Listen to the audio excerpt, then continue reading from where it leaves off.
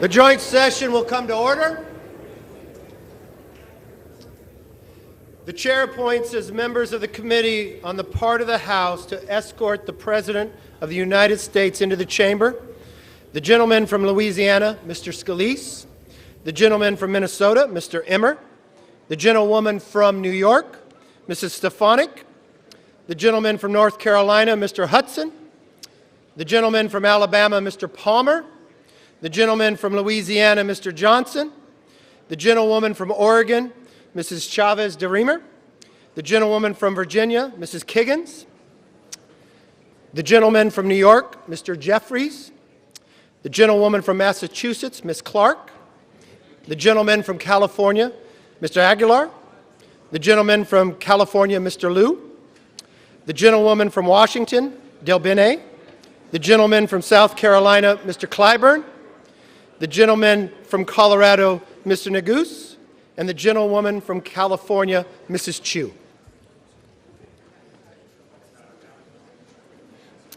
The President of the Senate, at the direction of that body, appoints the following senators as members of the committee on the part of the Senate to escort the President of the United States into the House chamber: the Senator from New York, Mr. Schumer; the Senator from Illinois, Mr. Durbin; the Senator from Washington, Ms. Murray; the Senator from Michigan, Ms. Stapadow; the Senator from Minnesota, Ms. Klobuchar;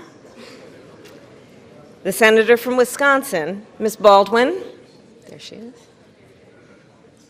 The Senator from Kentucky, Mr. McConnell; the Senator from South Dakota, Mr. Thune; the Senator from Wyoming, Mr. Barrasso; the Senator from West Virginia, Ms. Capito; the Senator from Iowa, Ms. Ernst; the Senator from Montana, Mr. Daines.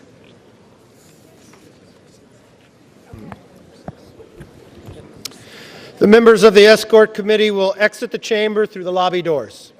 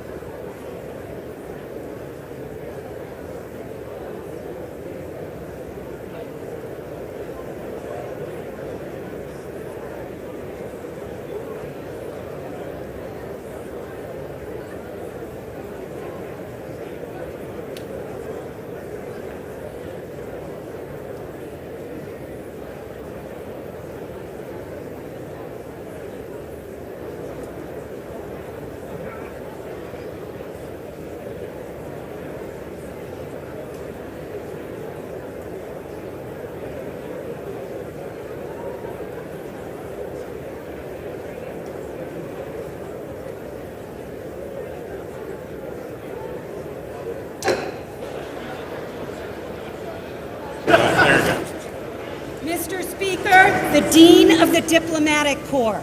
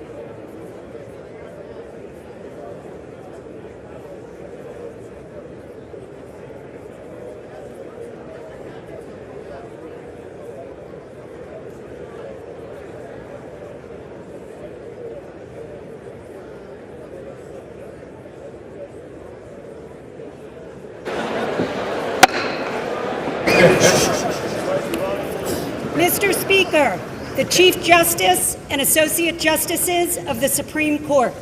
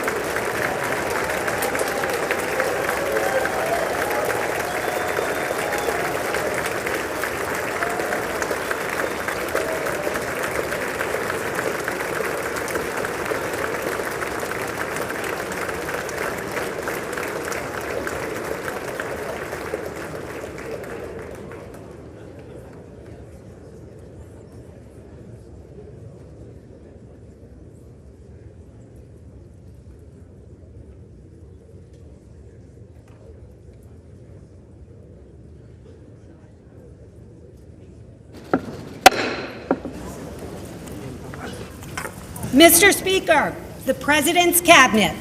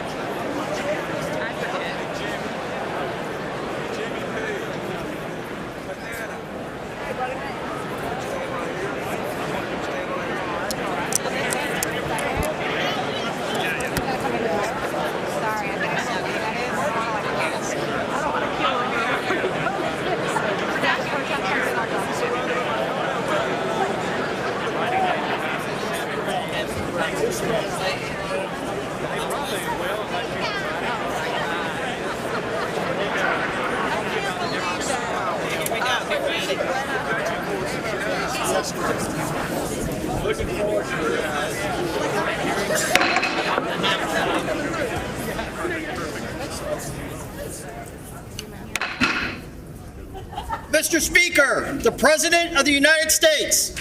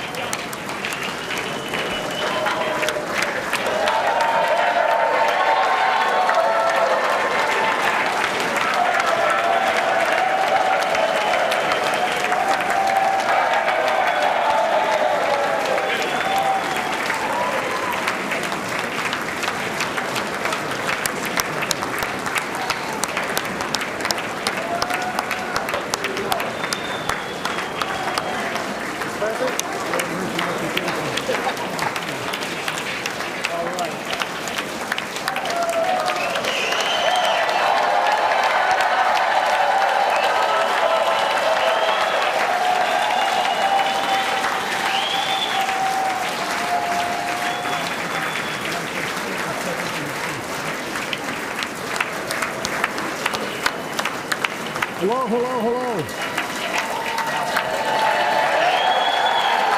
Thank you. Thank you, thank you, thank you. Members of Congress, I have the high privilege and the distinct honor to present to you the President of the United States.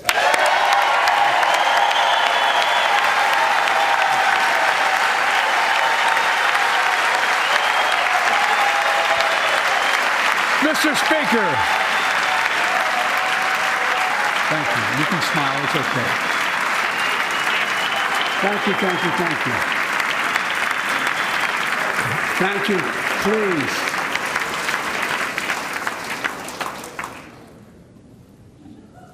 Mr. Speaker, Madam Vice President, our First Lady and Second Gentleman, good to see you guys up there. Members of Congress.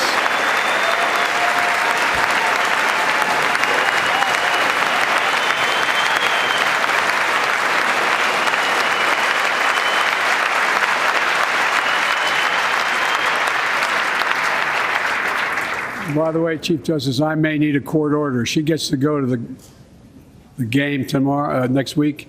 I have to stay home. Got to work something out here. Members of the Cabinet, leaders of our military, Chief Justice, Associate Justice, and retired Justice of the Supreme Court, and to you, my fellow Americans. You know, I start tonight by congratulating the 118th Congress and the new Speaker of the House, Kevin McCarthy.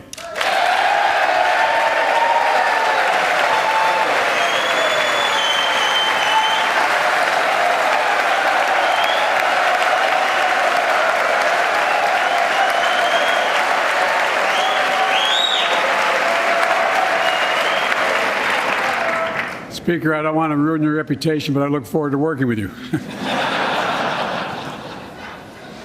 And I want to congratulate the new leader of the House Democrats, the first African-American minority leader in history, Hakeem Jeffries.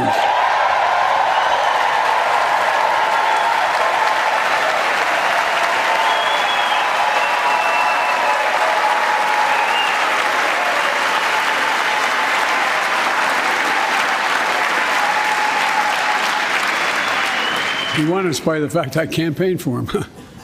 Congratulations to the longest-serving leader in the history of the United States Senate, Mitch McConnell. Where are you, Mitch?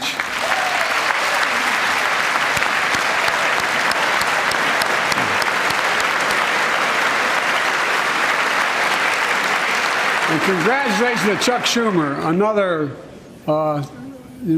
term as Senate Minority Leader. I think you. Only this time you have a slightly bigger majority, Mr. Leader, and you're the majority leader. About that much bigger? Yeah. Well, I tell you what, I want to give special recognition to someone who I think is going to be considered the greatest speaker in the history of the House of Representatives, Nancy Pelosi.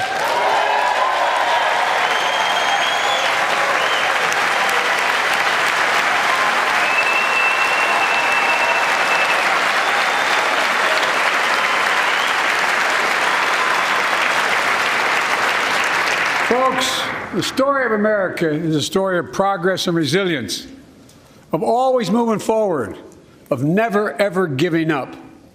It's a story unique among all nations. We're the only country that has emerged from every crisis we've ever entered stronger than we got into it. Look, folks, that's what we're doing again. 2 years ago, the economy was reeling. I stand here tonight after we've created, with the help of many people in this room, 12 million new jobs, more jobs created in 2 years than any president's created in 4 years, because of you all, because of the American people. 2 years ago,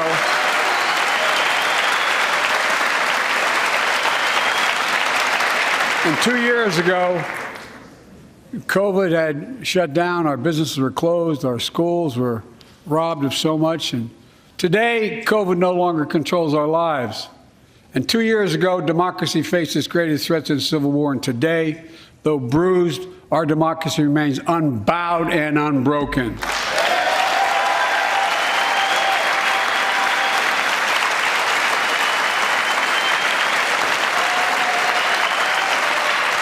As we gather here tonight, we're writing the next chapter in the great American story, a story of progress and resilience.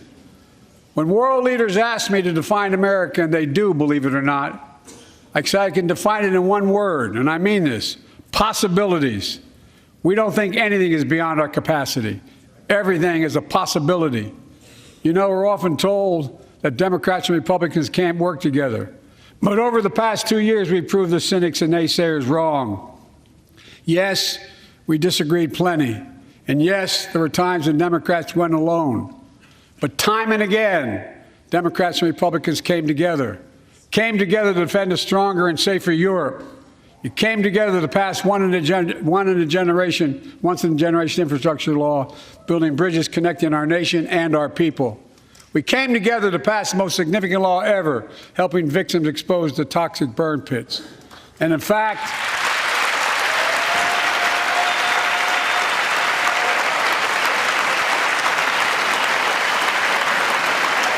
it was important.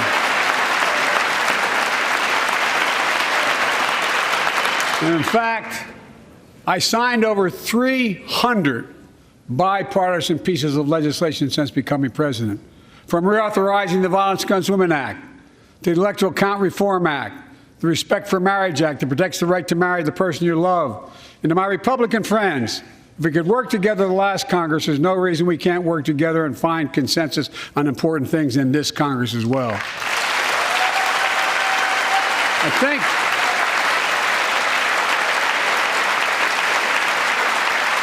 folks, you all are as formed as I am, but I think the people sent us a clear message. Fighting for the sake of fighting, power for the sake of power, conflict for the sake of conflict gets us nowhere. That's always been my vision of our country, and I know it's many of yours. To restore the soul of this nation, to rebuild the backbone of America, America's middle class, and to unite the country. We've been sent here to finish the job, in my view. For decades, the middle class has been hollowed out. In more than, and not one administration, but for a long time. Too many good-paying manufacturing jobs move overseas. Factories closed down. Once thriving cities and towns that many of you represent became shadows of what they used to be.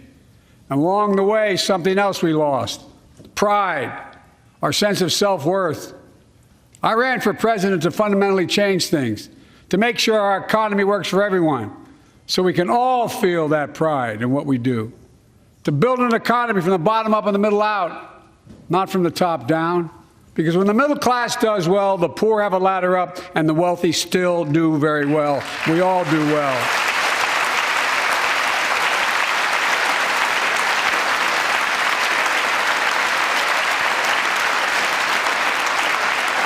I know a lot of you always kid me for always quoting my dad, but my dad used to say, "Joey, a job's about a lot more than a paycheck."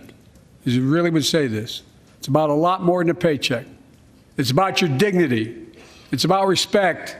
It's about being able to look your kid in the eye and say, "Honey, it's going to be okay," and mean it. Well, folks, so let's look at the results. We're not finished yet by any stretch of the imagination, but unemployment rate is at 3.4%, a 50-year low. A near record unemployment.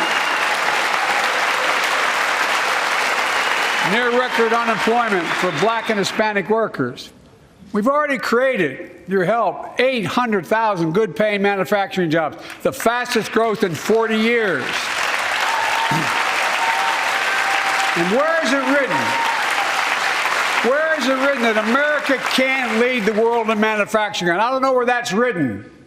For too many decades, we imported projects and exported jobs. Now, thanks to what you've all done, we're exporting American products and creating American jobs. Folks,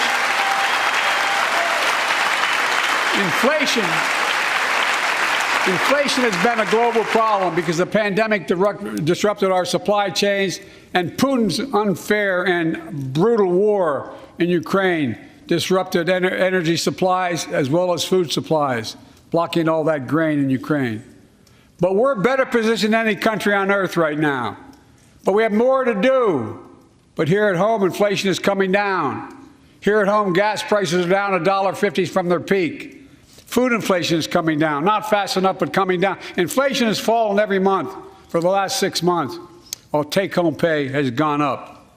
Additionally, over the last 2 years, a record 10 million Americans applied to start new businesses. 10 million. And by the way, every time someone starts a small business is an act of hope.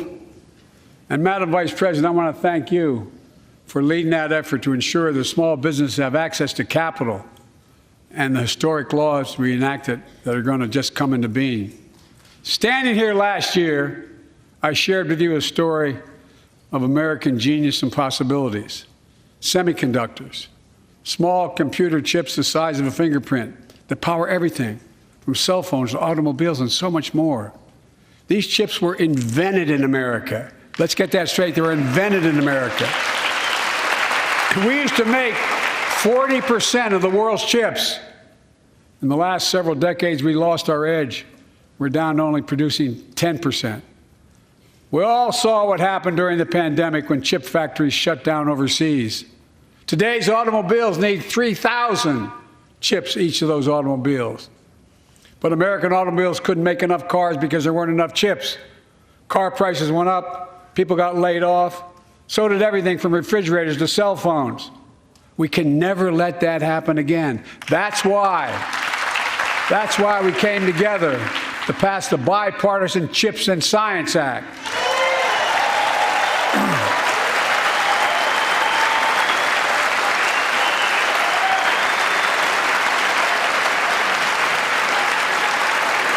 Folks, I know I've been criticized for saying this, but I'm not changing my view. We're going to make sure the supply chain for America begins in America. The supply chain begins in America. We've already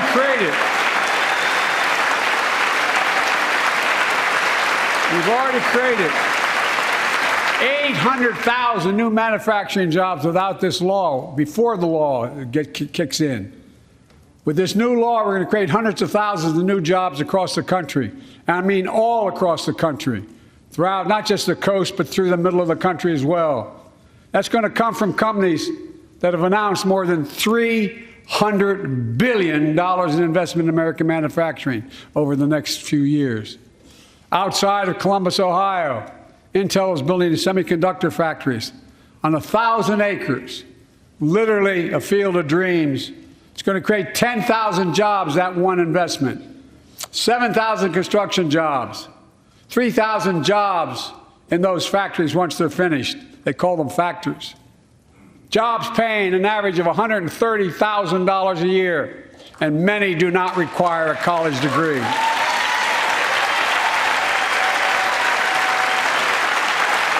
Jobs. Because we work together, these jobs where people don't have to leave home to search for opportunity. And it's just getting started.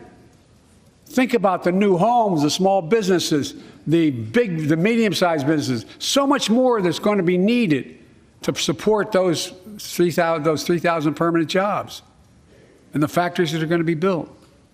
Talk to mayors and governors, Democrats and Republicans, and they'll tell you what this means for their communities.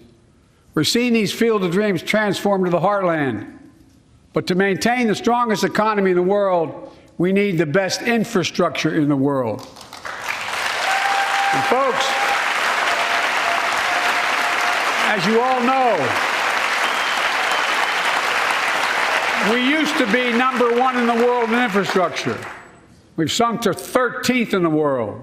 The United States of America, 13th in the world in infrastructure, modern infrastructure. But now we're coming back. because we came together and passed the bipartisan infrastructure law, the largest investment in infrastructure since President Eisenhower's interstate highway system.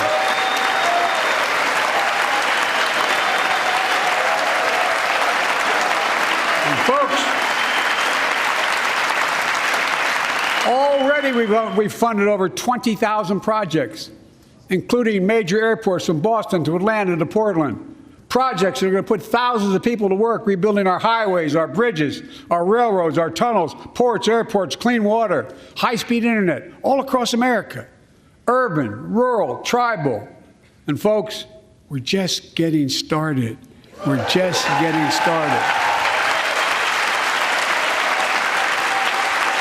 And I mean it sincerely. I want to thank my Republican friends who voted for the law, and my Republican friends who voted against it as well. But I still get asked to fund the projects in those districts as well. But don't worry. I promised I'd be a president for all Americans. We'll fund these projects. And I'll see you at the groundbreaking. Look, this law will further unite all of America. Projects like Brent Spence Bridge in Kentucky over the Ohio River, built 60 years ago, badly needed repairs, one of the nation's most congested freight routes, carrying $2 billion worth of freight every single day across the Ohio River.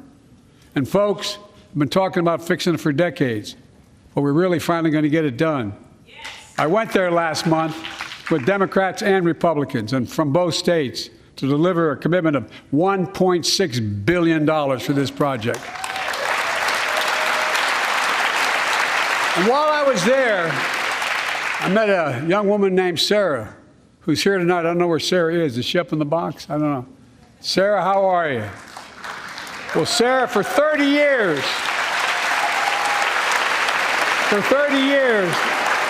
I learned, she told me she'd been a proud member of the Iron Workers Local 44, known as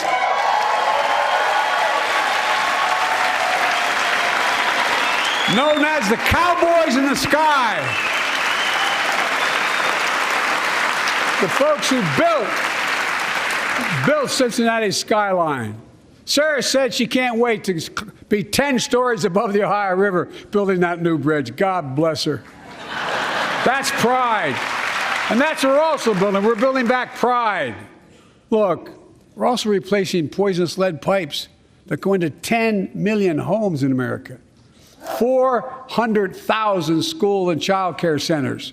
So every child in America can drink the water instead of having permanent damage to their brain. Look, we're making sure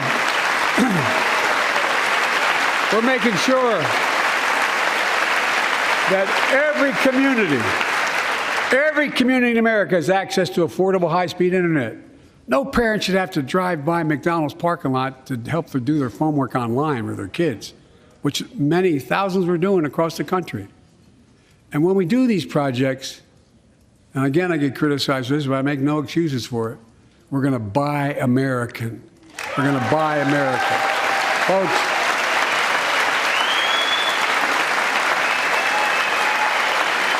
and it's totally consistent with international trade rules. Buy America has been the law since 1933, but for too long, past administrations, Democrat and Republican, have fought to get around it. Not anymore. Tonight, I'm announcing new standards that require all construction materials used in federal infrastructure projects to be made in America. Made in America. I mean it. Lumber, glass, drywall, fiber optic cable. And on my watch, American roads, bridges, and American highways are going to be made with American products as well. Folks, my economic plan is about investing in places and people that have been forgotten. So many of you listening to me tonight, I know you feel it. So many of you felt like you've just simply been forgotten. Amid the economic upheaval of the past 4 decades, too many people have been left behind and treated like they're invisible. Maybe that's you watching from home. Remember the jobs that went away. You remember them, don't you? The folks at home remember them. You wonder whether the path even exists anymore for your children to get ahead without having to move away. Well, that's why I get that. That's why we're building an economy where no one's left behind. Jobs are coming back. Pride is coming back because choices we made in the last several years. You know, this is, in my view, a blue-collar blueprint to rebuild America and make a real difference in your lives at home. For example, too many of you lay in bed at night like my dad did, staring at the ceiling, wondering what in God's name happens if your spouse gets cancer, or your child gets deadly ill, or something happens to you. What are you going to have? You have money to pay for those medical bills? Or are you going to have to sell the house or try to get a second mortgage on it? I get it. I get it. With the Inflation Reduction Act that I signed into law, we're taking on powerful interests to bring health care costs down so you can sleep better at night with more security. You know, we pay more for prescription drugs than any nation in the world. Let me say it again. We pay more for prescription drugs than any major nation on earth. For example, 1 in 10 Americans has diabetes. Many of you in this chamber do, and in the audience. But every day, millions need insulin to control their diabetes so they can literally stay alive. Insulin's been around for over 100 years. The guy who invented it didn't even patent it because he wanted it to be available for everyone. It cost the drug companies roughly $10 a vial to make that insulin. Packaging and all, you may get up to $13. But Big Pharma has been unfairly charging people hundreds of dollars, $400 to $500 a month, making record profits. Not anymore. Not anymore.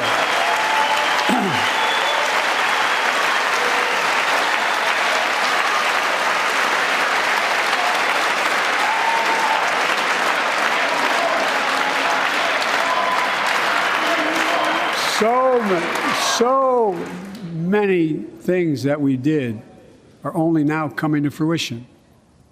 We said we were doing this, and we said we passed the law to do it, but people didn't know because the law didn't take effect until January 1 of this year.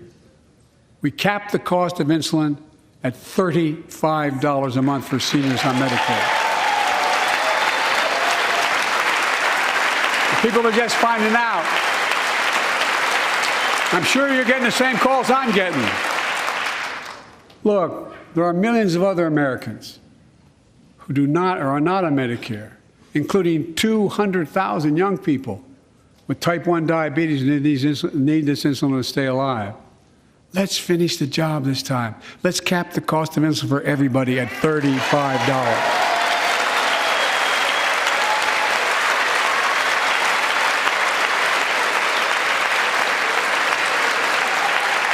Folks, and Big Pharma is still going to do very well, I promise you all. I promise you they're going to do very well. This law also caps and won't even go into effect until 2025.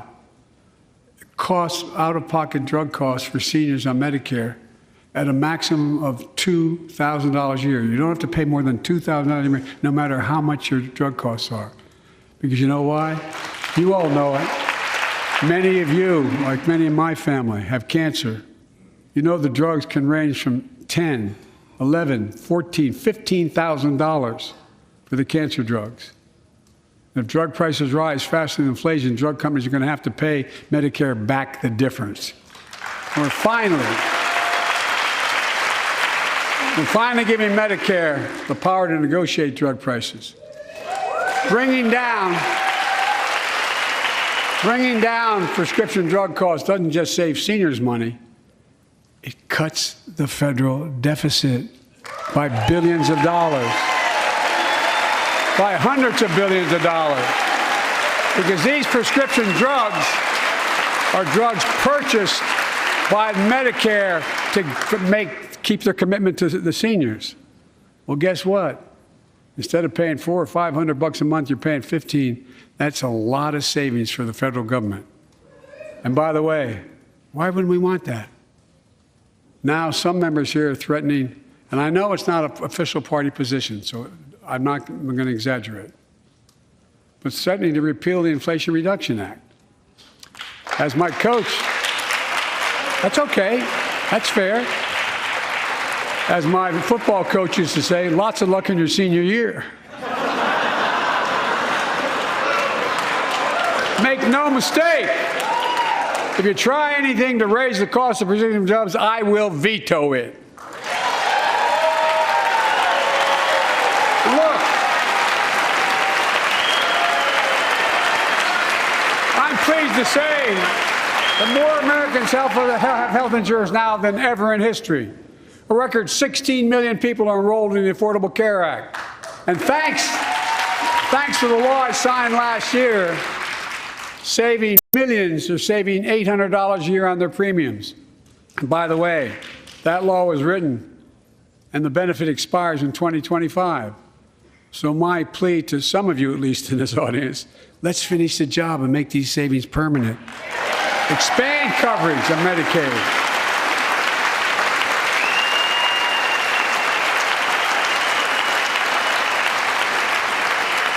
Look, the Inflation Reduction Act is also the most significant investment ever in climate change. Ever. Lowering utility bills, creating American jobs, leading the world to a clean energy future. I visited the devastating aftermath of record floods, droughts, storms, and wildfires from Arizona to Mexico to all the way up to the Canadian border. More timber has been burned, as I've observed from helicopters, than the entire state of Missouri. And we don't have global warming? Not a problem. In addition to emergency recovery, from Puerto Rico to Florida to Idaho, we're rebuilding for the long term. New electric grids that are able to weather major storms and not prevent those forest fires. Roads and water systems withstand the next big flood. Clean energy to cut pollution and create jobs in communities often left behind. We're going to build 500,000 electric vehicle charging stations installed across the country by tens of thousands of IBEW workers. And we're helping families save more than $1,000 a year with tax credits to purchase electric vehicles and efficient appliances, energy-efficient appliances. Historic conservation efforts to be responsible stewards of our land. Let's face reality. The climate crisis doesn't care if you're in a red or blue state. It's an existential threat. We have an obligation, not to ourselves, but to our children and grandchildren to confront it. I'm proud of how America, at last, is stepping up to the challenge. We're still going to need oil and gas for a while. But guess what? No, we do. But there's so much more to do. We got to finish the job. And we pay for these investments in our future by finally making the wealthiest and biggest corporations begin to pay their fair share. Just begin.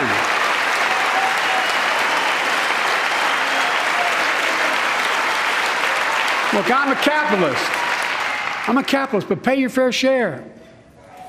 I think a lot of you at home agree with me and many people that you know. The tax system is not fair. It is not fair.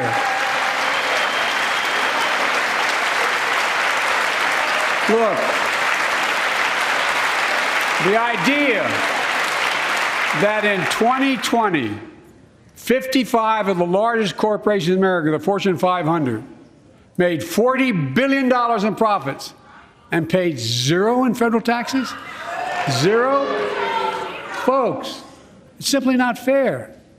But now, because of the law I signed, billion-dollar companies have to pay a minimum of 15%. God love them. 15%. That's less than a nurse pays. And let me be crystal clear. I said at the very beginning, under my plans, as long as I'm president, nobody earning less than $400,000 will pay an additional penny in taxes. Nobody, not one penny. But let's finish the job. There's more to do. We have to reward work, not just wealth. Pass my proposal for the billionaire minimum tax. You know, there's 1,000 billionaires in America. It's up from about 600 in the beginning of the term. But no billionaire should be paying a lower tax rate than a school teacher or firefighter. I mean it. Think about it.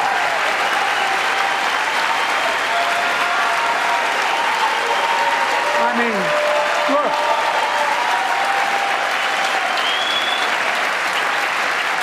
I know you aren't enthusiastic about that, but think about it. Think about it. Have you noticed Big Oil just reported its profits, record profits?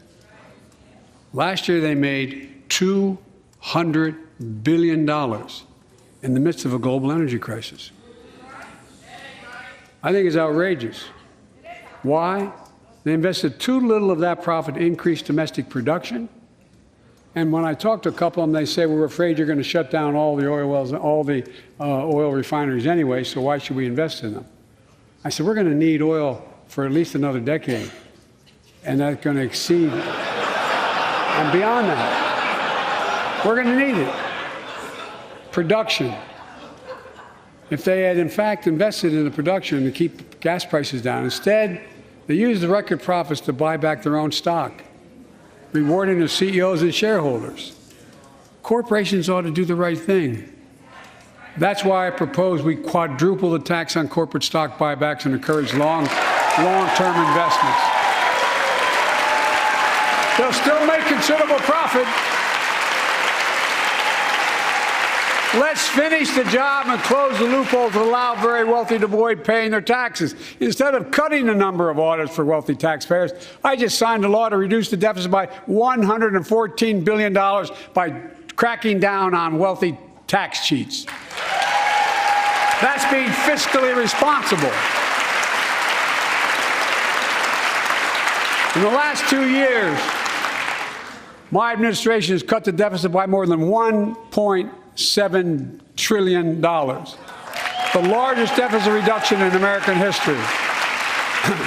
Under the previous administration, the American deficit went up 4 years in a row. Because those record deficits, no president added more to the national debt in any 4 years than my predecessor. Nearly 25% of the entire national debt that took over 200 years to accumulate was added by just one administration alone, the last one. They're the facts. Check it out. Check it out. How did Congress respond to that debt? They did the right thing. They lifted the debt ceiling 3 times without preconditions or crisis. They paid American bills to prevent an economic disaster in the country. So tonight I'm asking the Congress to follow suit. Let's commit here tonight to the full faith and credit of the United States of America will never, ever be questioned.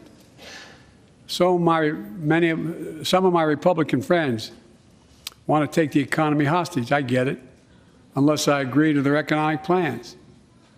All of you at home should know what those plans are. Instead of making the wealthy pay their fair share, some Republicans want Medicare and Social Security to sunset. I'm not saying it's a majority.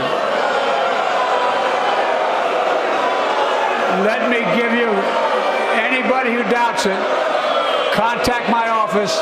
I'll give you a copy. I'll give you a copy of the proposal. That means Congress doesn't vote.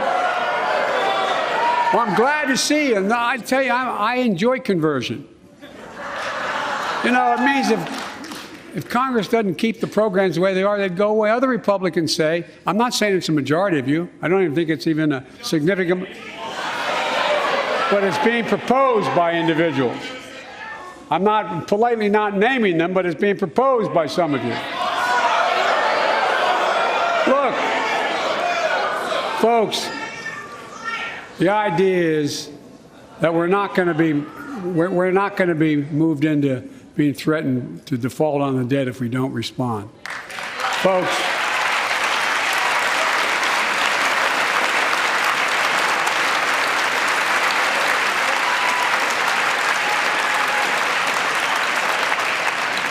So, folks, as we all apparently agree, Social Security and Medicare is off the books now, right? They're not to be sponsored. All right. I'm ready. We got unanimity.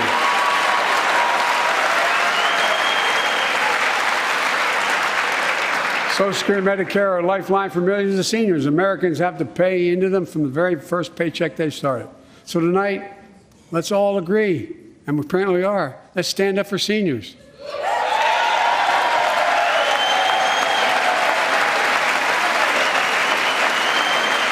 Stand up and show them.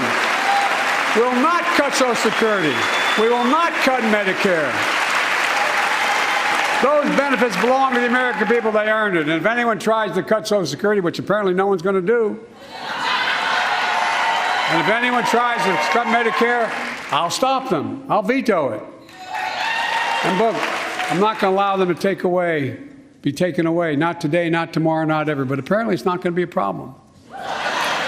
Next month, when I offer my fiscal plan, I ask my Republican friends to lay down their plan as well. I really mean it. Let's sit down together and discuss our mutual plans together. Let's do that.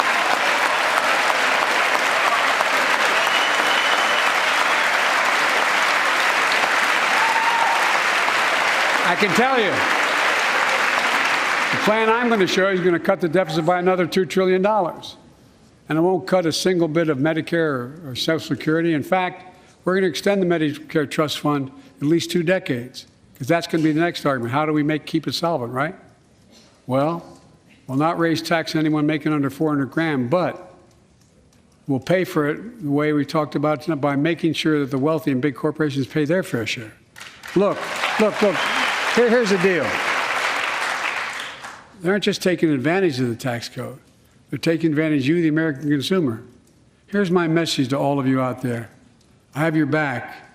We're already preventing Americans from receiving surprise medical bills, stopping $1 billion surprise bills per month so far. We're protecting seniors' life savings by cracking down on nursing homes that commit fraud, endanger patient safety, prescribe drugs that are not needed. Millions of Americans can now save thousands of dollars because they can finally get a hearing aid over the counter without a prescription. Look, capitalism without competition is not capitalism. It's extortion. It's exploitation.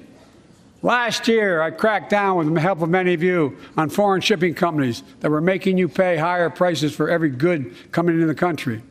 I signed a bipartisan bill that cut shipping costs by 90%, helping American farmers, businessmen, and consumers. Let's finish the job.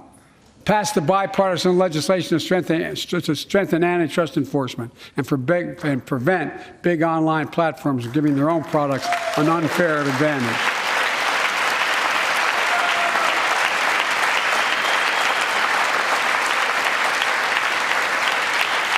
My administration is also taking on junk fees, those hidden surcharges too many companies use to make you pay more. For example, we're making airlines show you the full ticket price up front, refund your money if your flight is canceled or delayed. We've reduced exorbitant bank overdrafts by saving consumers more than $1 billion a year. We're cutting credit card late fees by 75%, from $30 to $8. Look, junk fees may not matter to the very wealthy, but they matter to most other folks in homes like the one I grew up in, like many of you did. They add up to hundreds of dollars a month. They make it harder for you to pay your bills or afford that family trip. I know how unfair it feels when a company overcharges you and gets away with it. Not anymore. We've written a bill to stop it all. It's called the Junk Fee Prevention Act. We're going to ban surprise resort fees that hotels charge on your bill. Those fees can cost you up to $90 a night at hotels that aren't even resorts. The idea that cable, internet, and cell phone companies can charge you $200 or more if you decide to switch to another provider. Give me a break. We can stop service fees on tickets to concerts and sporting events and make companies disclose all the fees up front. And we'll prohibit airlines from charging $50 round trip for a family just to be able to sit together. Baggage fees are bad enough. Airlines can't treat your child like a piece of baggage. Americans are tired of being. We're tired of being played for suckers. So pass the Junk-Free Prevention Act so companies stop ripping us off. For too long, workers have been getting stiffed, but not anymore. We're beginning to restore the dignity of work. For example, I should have known this, but I didn't until 2 years ago. 30 million workers have to sign non-compete agreements for the jobs they take. 30 million. So a cashier at a burger place can't walk across town and take the same job at another burger place and make a few bucks more. It just changed. But they just changed it because we exposed it. That was part of the deal, guys. Look it up. But not anymore. We're banning those agreements so companies have to compete for workers and pay them what they're worth.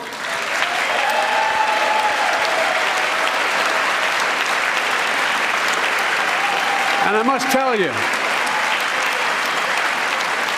this is bound to get a response from my friends on my left but the right. I'm so sick and tired of companies breaking the law by preventing workers from organizing. Pass the PRO Act, because business have a right, workers have a right to form a union. And let's guarantee all workers have a living wage. Let's make sure working parents can afford to raise a family with sick days, paid family medical leave, affordable child care.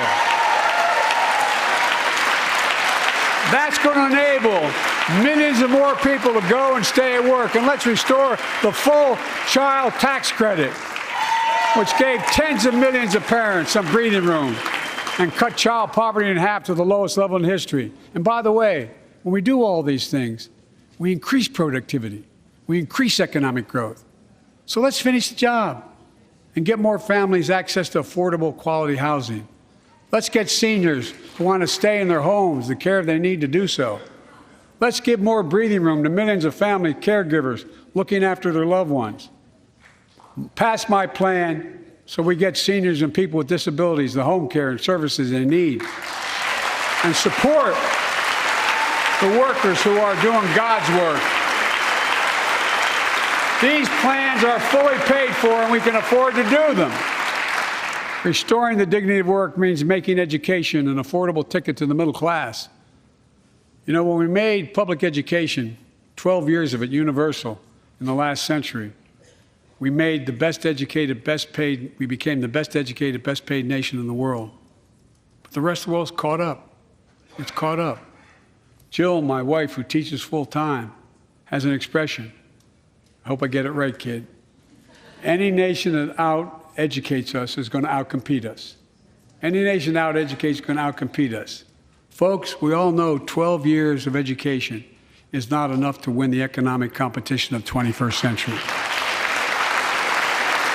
We want to have the best educated workforce. Let's finish the job by providing access to preschool for 3 and 4 years old. Studies show that children who go to preschool are nearly 50% more likely to finish high school and go on to earn a 2 or 4 year degree, no matter their background they came from. Let's give public school teachers a raise.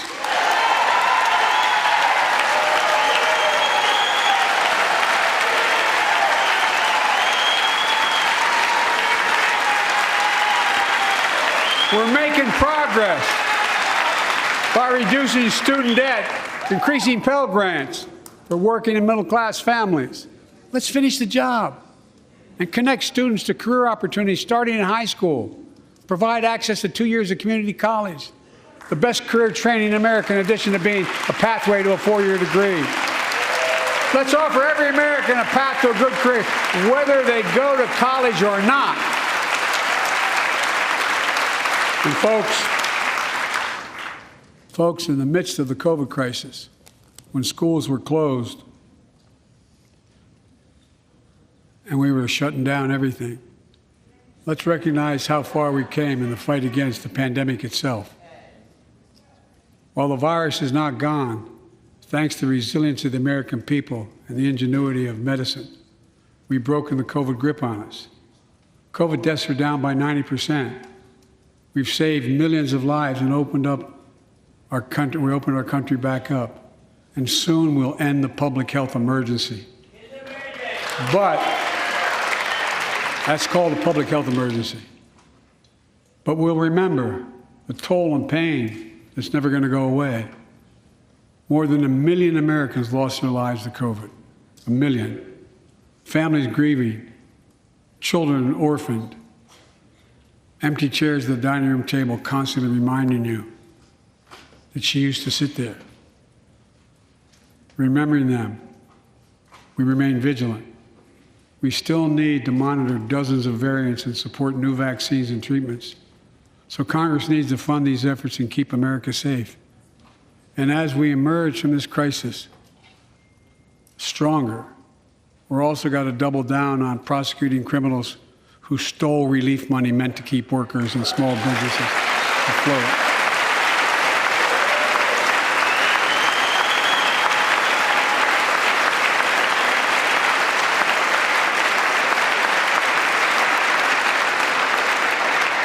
Before I came to office, you remember, during that campaign, the big issue was about inspector generals who would protect taxpayers' dollars who were sidelined. They were fired. Many people said we don't need them. And fraud became rampant. Last year, I told you the watchdogs are back. Since then, we've recovered billions of taxpayers' dollars. Now let's triple the anti-fraud strike force going after these criminals, double the statute of limitations on these crimes, and crack down on identity fraud by criminal syndicates stealing billions of dollars from the American people. And the data shows the taxpayers get back at least 10 times as much. It matters. It matters. Look, COVID left its scars, like the spike in violent crime in 2020, the first year of the pandemic. We have an obligation to make sure all people are safe. Public safety depends on public trust, as all of us know. But too often that trust is violated. Joining us tonight are the parents of Tyree Nichols. Welcome.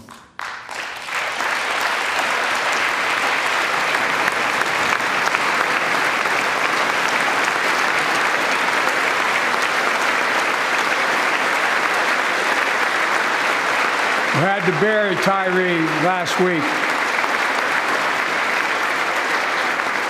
As many of you personally know, there's no words to describe the heartache or grief of losing a child. But imagine if you lost that child at the hands of the law. Imagine having to worry whether your son or daughter came home from walking down the street, or playing in the park, or just driving a car. Most of us in here have never had to have the talk that brown and black parents have had to have with their children. Bo, Hunter, Ashley, my children, I never had to have the talk with them. I never had to tell them if a police officer pulls you over, turn your interior lights on right away.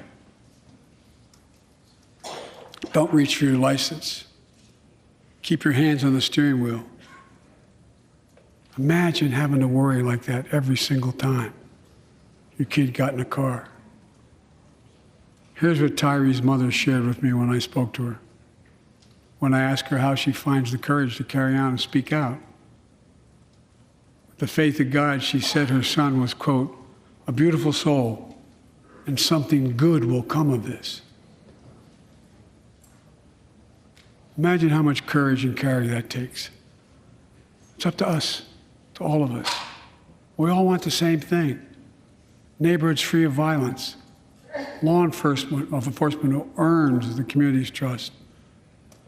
Just as every cop, when they pin on that badge in the morning, has a right to be able to go home at night, so does everybody else out there. Our children have a right to come home safely. Equal protection under the law is a covenant we have with each other in America. We know police officers put their lives on the line every single night and day. And we know we ask them in many cases to do too much, to be counselors, social workers, psychologists, responding to drug overdoses, mental health crises, and so much more. In one sense, we ask much too much of them.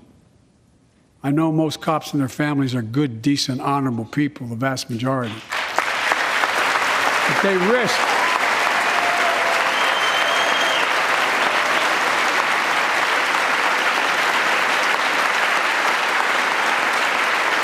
risk their lives every time they put that shield on.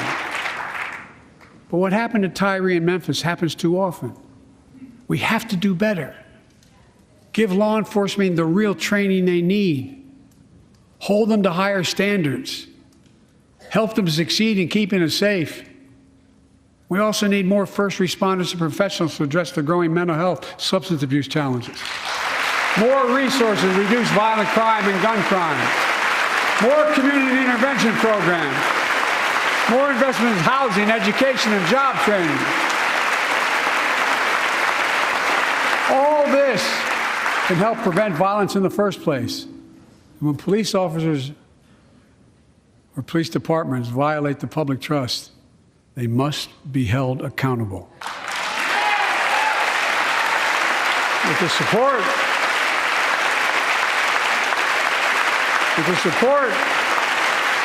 of the families of victims, civil rights groups, and law enforcement, I signed an executive order for all federal officers, banning chokeholds, restricting no-knock warrants, and other key elements of the George Floyd Act. Let's commit ourselves to make the words of Tyler's mom true. Something good must come from this. Something good. And all of us,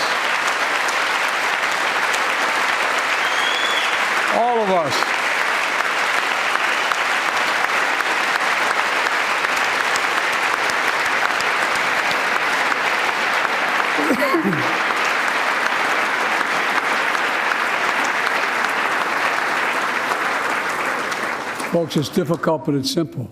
All of us in this chamber, we need to rise to this moment. We can't turn away.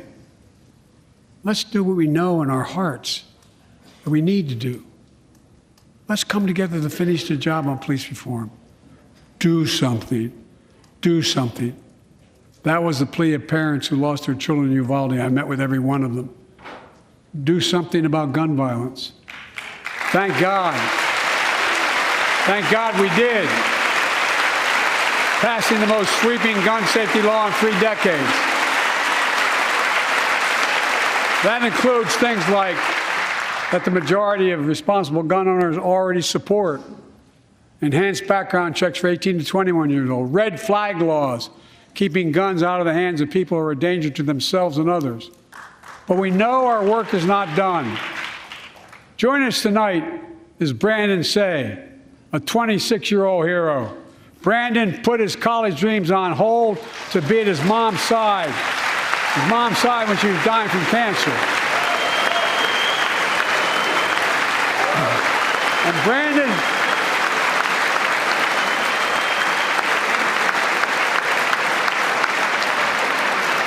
Brandon now works at the dance studio started by his grandparents. And 2 weeks ago, during the Lunar New Year celebrations, he heard the studio door close, and he saw a man standing there pointing a semi-automatic pistol at him. He thought he was going to die, but he thought about the people inside. And in that instant, he found the courage to act and wrestled a semi-automatic pistol away from the gunman who had already killed 11 people in another dance studio. 11. He saved lives. It's time we do the same. Ban assault weapons now. Ban them now. Once and for all.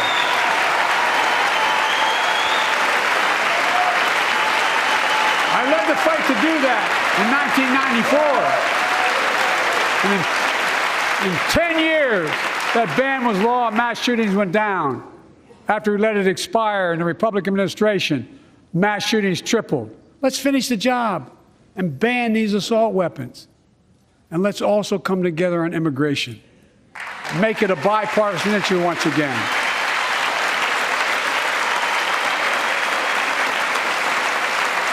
We now have a record number of personnel working to secure the border, arresting 8,000 human smugglers, seizing over 23,000 pounds of fentanyl in just the last several months. We've launched a new border plan last month. Unlawful migration from Cuba, Haiti, Nicaragua, and Venezuela has come down 97% as a consequence of that. But American border problems won't be fixed until Congress acts. If we don't pass my comprehensive immigration reform, at least pass my plan to provide the equipment and officers to secure the border.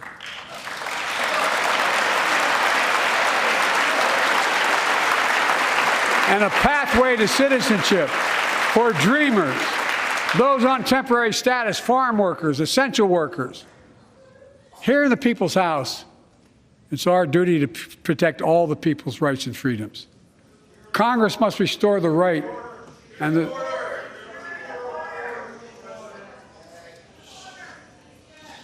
Congress must restore the right that was taken away in Roe v. Wade and protect Roe v. Wade.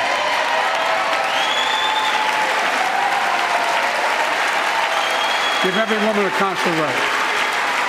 The Vice President and I are doing everything to protect access to reproductive health care and safeguard patient safety. But already more than a dozen states are enforcing extreme abortion bans.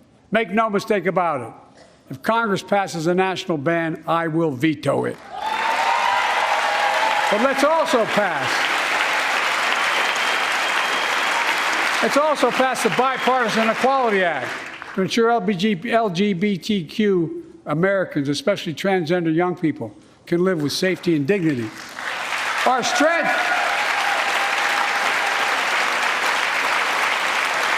strength is not just the example of our power, but the power of our example.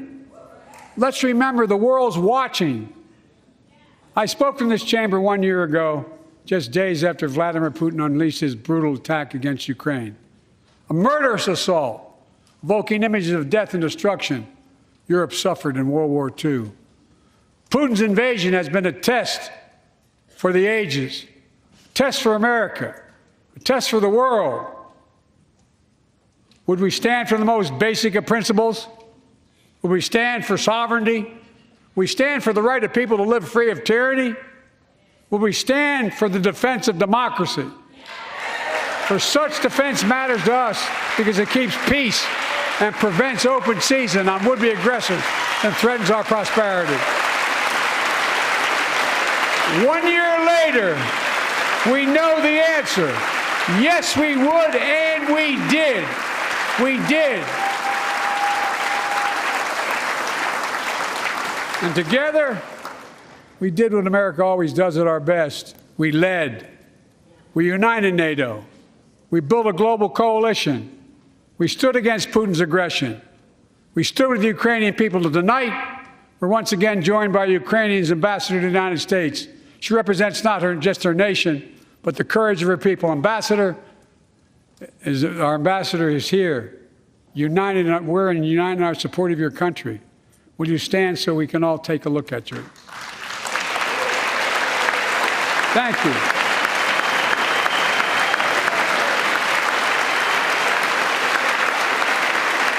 Because we're going to stand with you as long as it takes.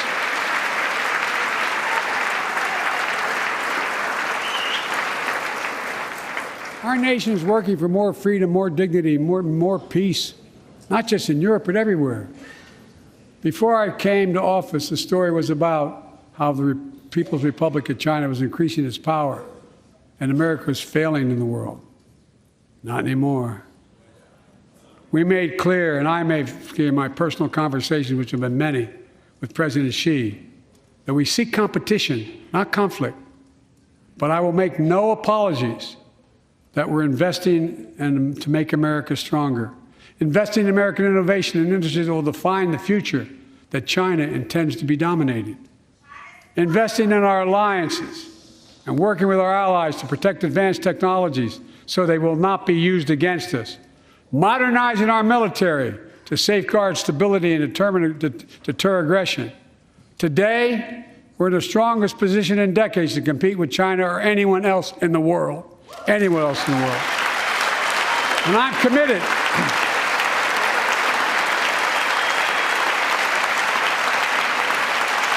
I'm committed to work with China where we can advance American interests and benefit the world. But make no mistake about it. As we made clear last week, if China threatens our sovereignty, we will act to protect our country, and we did.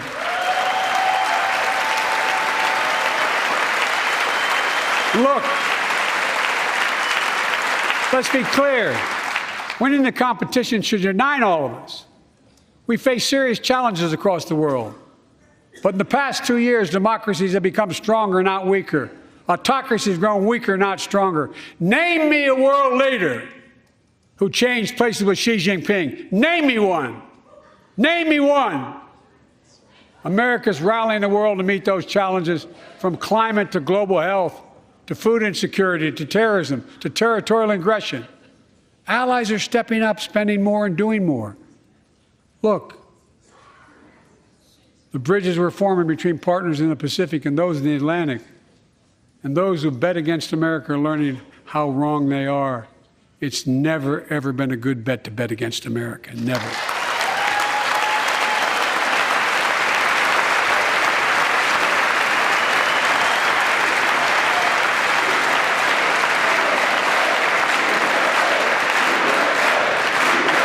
Well,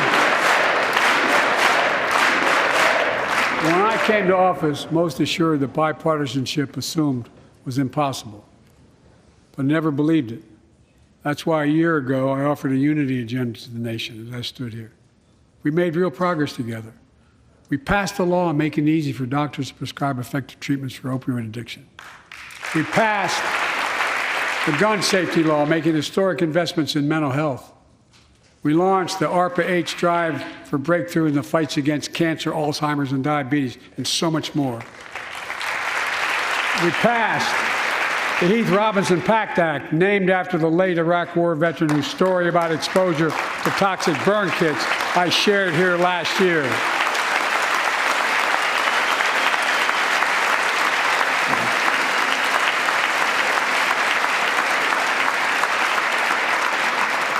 I understand something about those burn pits, but there's so much more to do.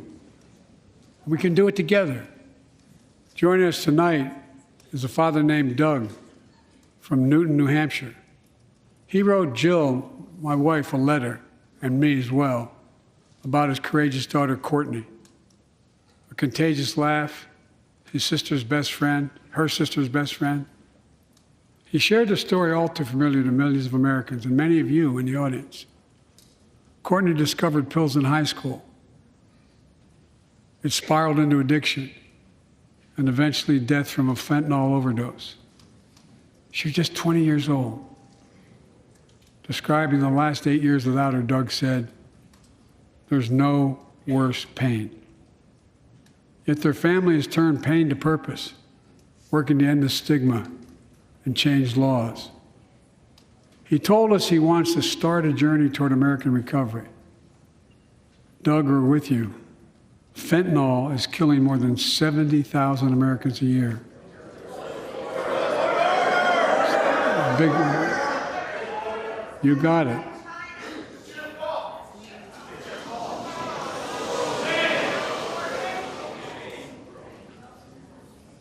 So let's launch a major surge to stop fentanyl production and the sale and trafficking, with more drug detection machines, inspection cargo, stop pills and powder at the border. Working with couriers like FedEx to inspect more packages for drugs. Strong penalties to crack down on fentanyl trafficking. Second, let's do more on mental health, especially for our children. When millions of young people are struggling with bullying, violence, trauma, we give them greater access to mental health care at their schools. We must finally hold social media companies accountable for experimenting they're doing running children for profit. There's time to pass bipartisan legislation to stop big tech from collecting personal data on our kids and teenagers online, ban targeted advertising to children, and impose stricter limits on the personal data that companies collect on all of us. Third, let's do more to keep this nation's one truly sacred obligation to equip those we send into harm's way and care for them and their families when they come home. Job training, job placement for veterans and their spouses as they come to return to civilian life. Helping veterans afford their rent, because no one should be homeless in America, especially someone who served the country.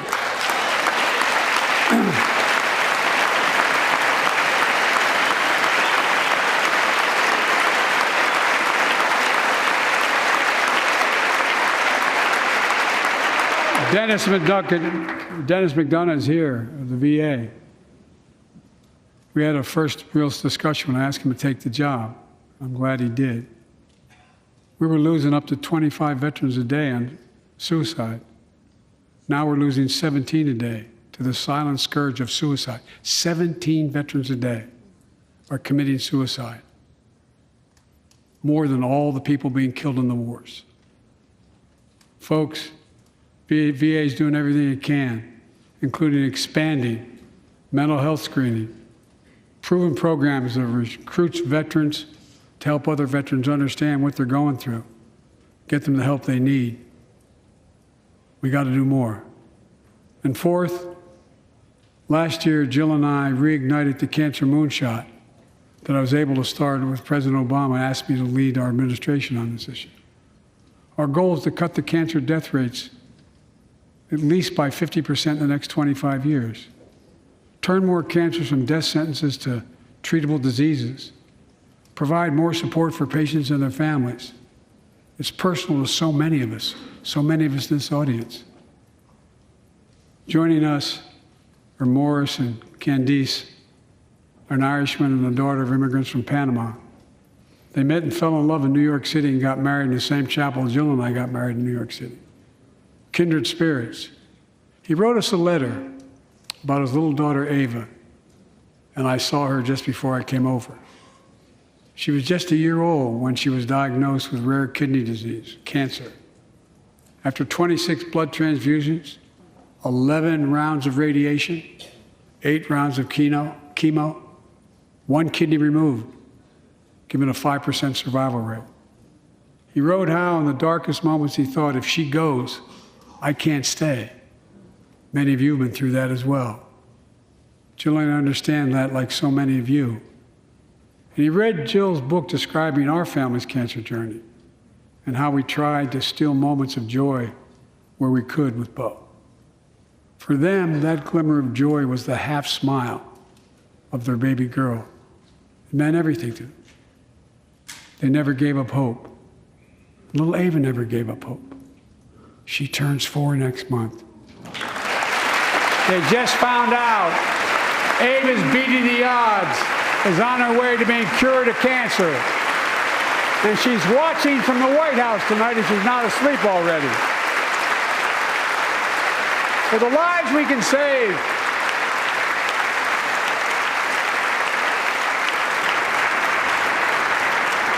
and the lives we've lost, let this be a truly American moment that rallies the country and the world together and proves that we can still do big things.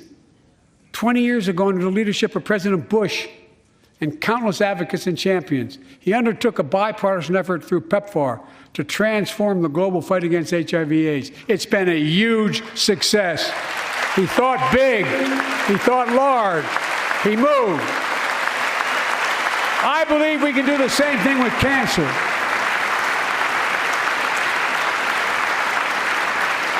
Let's end cancer as we know it. Cure some cancers once and for all. Folks, there's one reason why we've been able to do all of these things. Our democracy itself. It's the most fundamental thing of all. With democracy, everything's possible. Without it, nothing is. For the last few years, our democracy has been threatened and attacked, put at risk, put to the test in in this very room on January the 6th. And then just a few months ago, an unhinged big lie assailed and unleashed a political violence at the home of the then Speaker of the House of Representatives, using the very same language the insurrectionists used as they stalked these halls and chanted on January 6th. Here tonight in this chamber is a man who bears the scars of that brutal attack, but is as tough and as strong and as resilient as they get. My friend Paul Pelosi. Paul, stand up.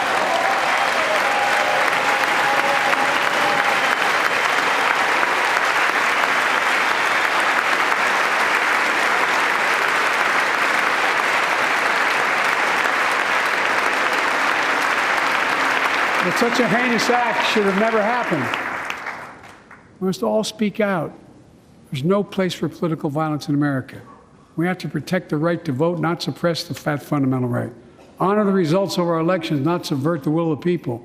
We have to uphold the rule of law and restore trust in our institutions of democracy. And we must give hate and extremism in any form no safe harbor.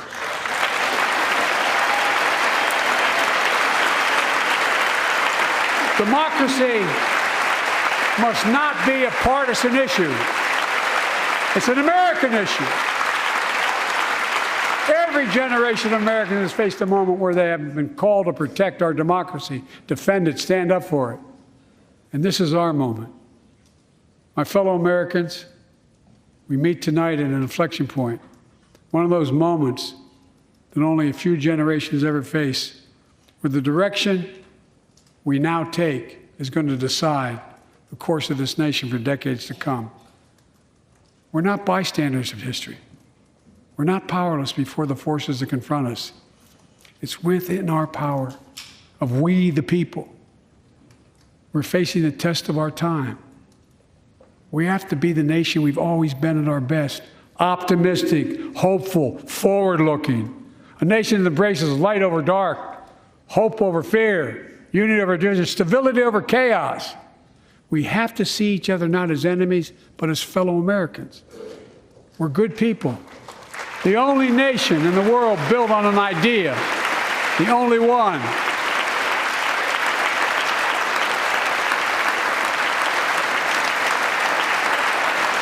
Other nations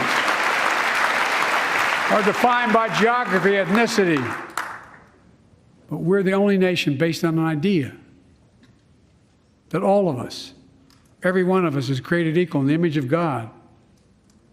A nation that stands as a beacon of the world. A nation in a new age of possibilities. So I've come to fulfill my constitutional obligation to report in the State of the Union. And here's my report. Because the soul of this nation is strong, because the backbone of this nation is strong, because the people of this nation are strong, the State of the Union is strong.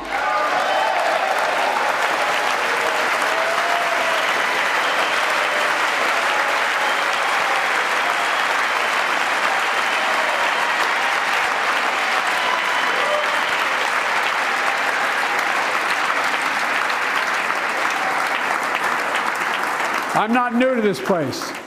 I stand here tonight having served as long as about any one of you have ever served here. But I've never been more optimistic about our future, about the future of America. We just have to remember who we are. We're the United States of America, and there's nothing beyond our capacity if we do it together. God bless you all, and may God protect our troops. Thank you.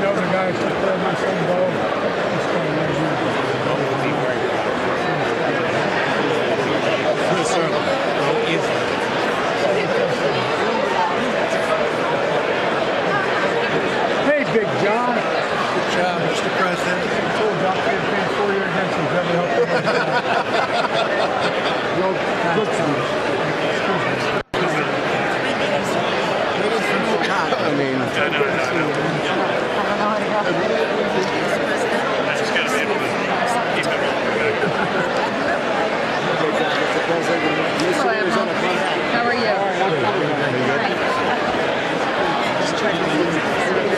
You know this guy behind me?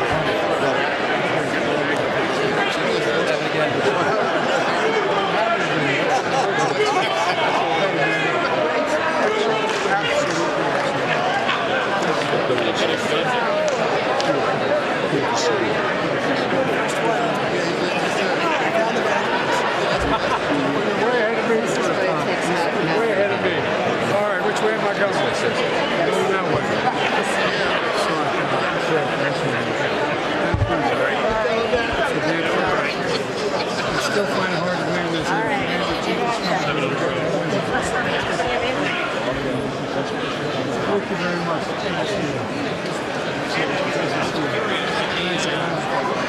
Aren't those stars heavy?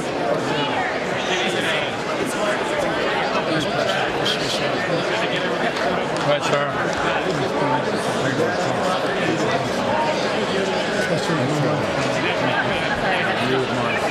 How are you? Bob, I got to talk to you about Cuba. Okay. I'm serious. Good job. Well, I know that. I tell you, he's going to have to take some of that grass off to get to space. It's too heavy.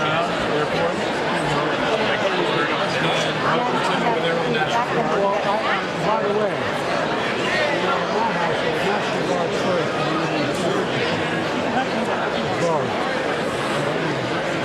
Mr. President, that was awesome! Thank you. That was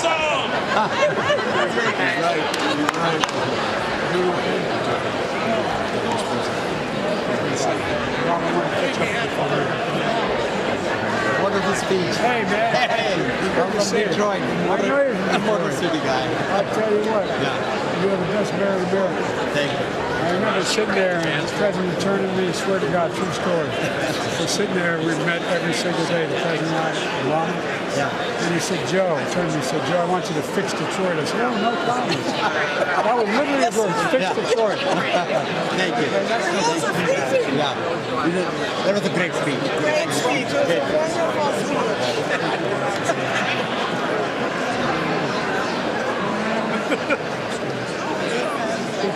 God bless you, Mr. President. It's like you can still play, doesn't it?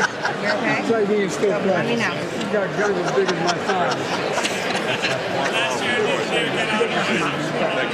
Joe, we love you.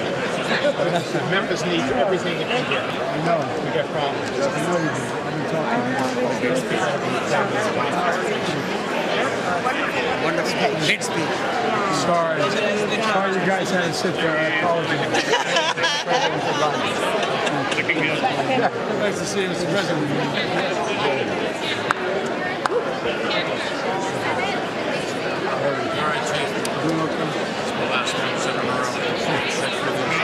Do you remember, I told a story.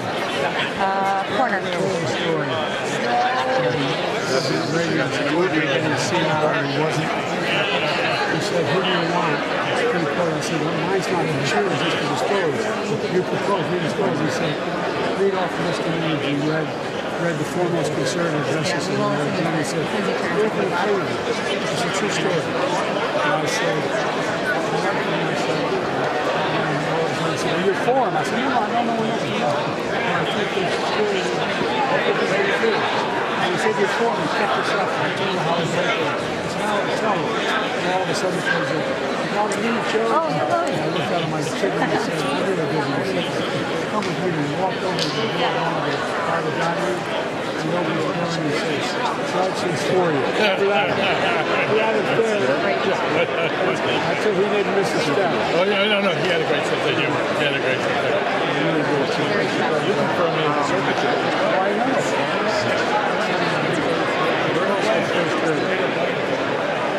Serious. That's good again.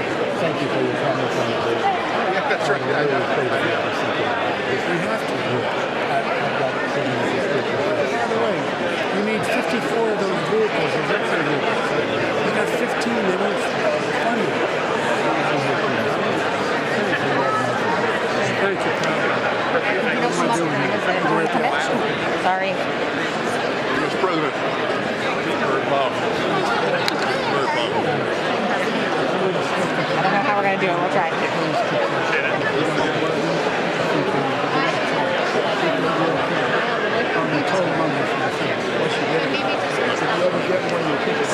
My mother would say, left hand closest to the heart. You blessed me. Thank you so much. Good. You enjoyed Singapore. Yeah. And then you said, yep. She just said, you don't have to go. Yeah.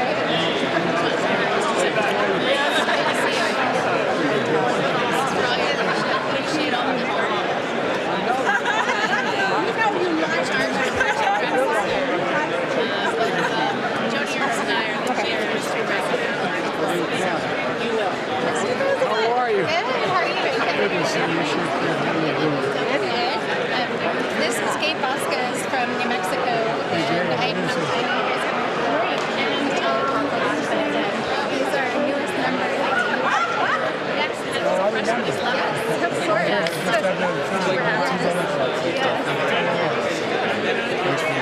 It was great. My youngest went to Rock. Both went to Rock. Much smaller. Everyone more bigger size. Very nice. So far, so good. Just Thank you. I'll tell him. No call. A note. You have to talk to you, send him a note. Okay. All right. I'll tell him. She's the first one who got elected to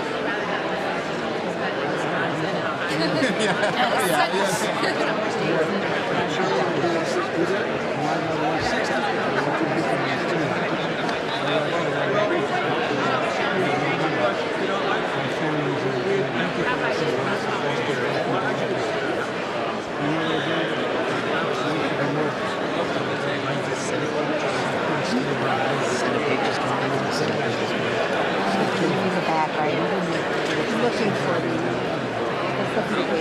I know, but I don't.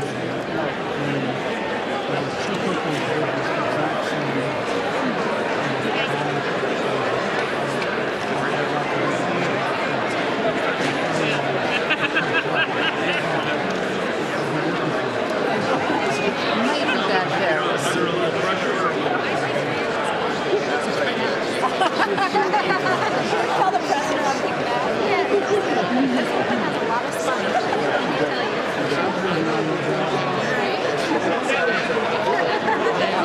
Anyway, I know I'm holding everybody else. Thank you, Mr. President. Good to see you.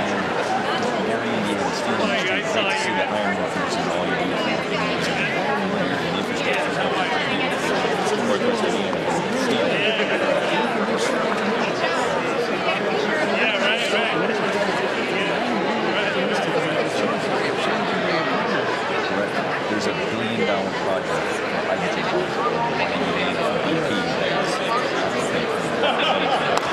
it's transformation. And by the way, just don't tell the guy from West Virginia that. I've got one too. I understand. There's 10. There's 10. It's a pleasure to all with you too, sir. Thank you. Wonderful. Mr. President. Great. Good to see you. Fired up, ready to go. By the way, every time I see this guy, I wonder who his haberdasher is. I want to know where he gets his suits.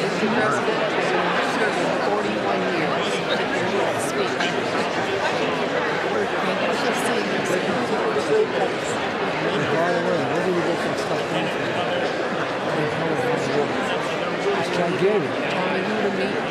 I will do it. Jennifer Granholm is not I certainly made my service. You get it out of the park. How are you? You made us Well, thank you. We're getting our picture taken. Yes, here we go. We got a first-rate photographer. This is my housemate, Brittany Pedersen. Oh, is that right? Freshman, yes, we live together. All right. Yes. Thank you for what you talked about around the opioid epidemic, and you made us all so proud. You did fantastic. Well, you're trying to say that. I was worried it was just too long, but thank you. Mr. President, thanks for talking about cancer. Brittany was your moonshine hero. Cancer survivor here. We really can do so much of a focus. You were terrific, forceful, and just substantive. Thank you, Mr. President, for signing the matter. We're going to go from 130,000 prescribers of buprenorphine to 1.5 million. That's hope for the addicted. It really is.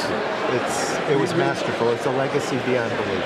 That's because of you. Mr. President, I just have to tell you, you got a bunch of crowds of Republicans want to shake your hand. I want to make sure. Long Island, sir. Good to see you. Where in Long Island? East End, Suffolk County, sir. Long Island. You ever been to Long Island? It's magnificent. Of course. I used to live in Garden City. Just a little bit west of me, sir, but you're welcome back anytime. You got your money behind you? Nope, all good. Okay. I just want to make this point. This was a bring-it-on speech. I'm going to run across America with this speech and this thing about American progress. And I think if we lean in, we'll get a Republican journalism and police reform and get this done in the first 3 months. I think so, too. I'm praying for it because it's an opportunity. We're going to get it done. Thank you. Thank you so much for your words. They speak exactly to my constituents in my district, and I know that they're really going to appreciate it. What's your district include? 8th District of Colorado, the northeast suburbs of Denver, and goes into Greeley, which is a rural community. I'm just kidding. Big ag. I'm getting this selfie, please. Did I get it? There you go. Oh, I'm getting it. You're embarrassing me. I'm embarrassed. He's trying to make me feel good. She erased it. Great speech. I really appreciate you taking so much time. That meeting was tremendous. We're grateful. Thank you so much. Thank you.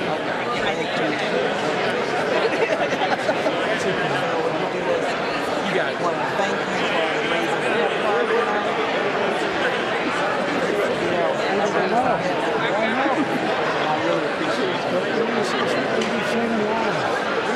We got to reauthorize it this year, sir. Right, I'm in. Hi, Mr. President. That was a strong speech, sir. And we're still working to get the amount of us here. We're not going to give up, sir. Thank you. No, the camera side of you. Your battery just won't be. I received my slide. Thank you. I think I started. Thank you. Thank you, sir. Thank you, Mr. President. Appreciate it. Mr. President, good to see you again. Absolutely. You called my mom. Yes. She sent you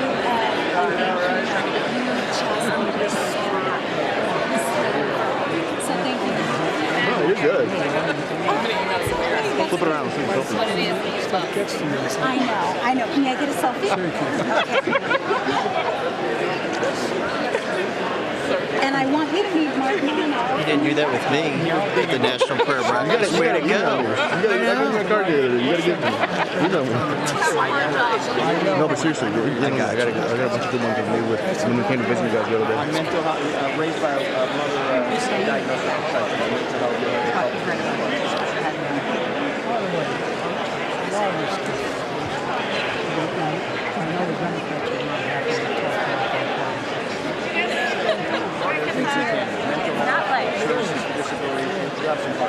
Thank you, Mr. President. Thank you. You're doing a great job. Great job. Get the back end. The freshmen are waiting on you. Thank you. Oh, yeah. We're so excited. You got us fired up. Not shy. And I welcome you to the prayer breakfast. That's right. That was serendipitous. Yeah. It was fantastic. I'm doing great. We'd love for you to be Going up to Michigan. That's right. We need you in West Michigan, Grand Rapids. We need you to come. Did you check my phone the other day? I've been a number of times. I'll come back. Talk to your team. Mr. President, we need you to come to Hawaii. Are you sure? You may have to put me on. Yeah. Everyone is like, can we get it? We're trying to get some white ones.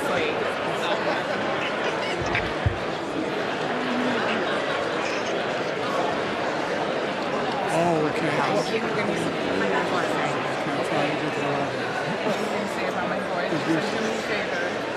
We're gonna catch it. And then as soon as I get this one, then I'm gonna flip to you to take This is my 5-month-old son, Hodge. God, I love you. He's I brought him to the speaker's vote. Yeah, he's a cute little. Yeah, sure, hell is. You're a lucky man. I know. Hold on, let's see. So. That's you got the photo. Good. Yeah. Yes, thank you. There we go. All right. Thank you for Columbus, Ohio. That meant the world. Thank you. Mr. President, and I got invitation for all the staff to please come to Hawaii. Can I take a? We need to share some. Great Try to see if you'll come visit her in Hawaii. Great years. Every time I sat down with Barack, he'd start every morning I met with him. And he started off every conversation. You know what the temperature is in Hawaii right now? 79. He'd say 79. And for my boys. Hey guys, how you doing? Take care of mom and be patient with dad, okay? Mr. President, thank you again. Jimmy. Thank you, sir. I'm holding up the staff. I'm going to get in real trouble. Get out of here. Yep, of course. And I might be the person in the audience that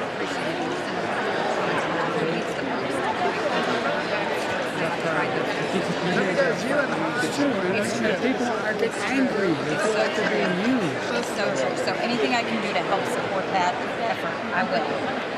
Yes, sir. Anything I can do. Get a number. Good. Thank you for mentioning the top President. Oh, come on, man. It's my son. I know he's talking about it. He died because of it. Thank you. Good to see you, man. Jimmy Panetta, good to see you. Jimmy. Yeah. And tell Dad to take it easy on you, will you? Well, he got your message, by the way. Oh, did he? Good. No, and I'll let him know to take it easy on you. Mr. President, we're ready to help you finish the job. We're ready to try to finish it. Good to see you, pal. Mr. President, thank you so much. It was great to see you. Thank you. Nice to see you. I stayed out of respect. You know, it's the anniversary stuff. It's Bo's birthday 2 days ago. I know, that's how we always, they're up there watching.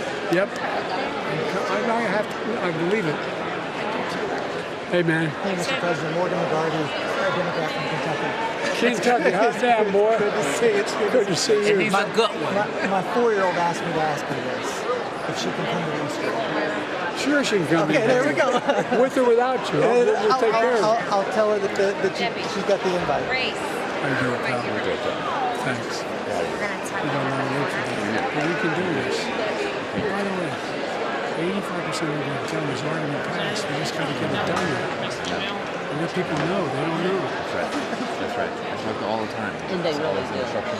Yep. You got it.